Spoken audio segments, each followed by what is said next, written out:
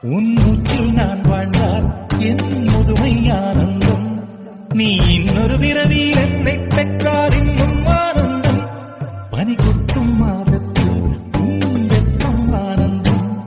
என் காது வரைக்கும் கம்பளி போர்த்தும் கருணை ஆனந்தம். சொந்தம் ஓர் ஆனந்தம், பந்தம் பேரானந்தம். கண்ணே உன் விழியா பிறர் கழுதா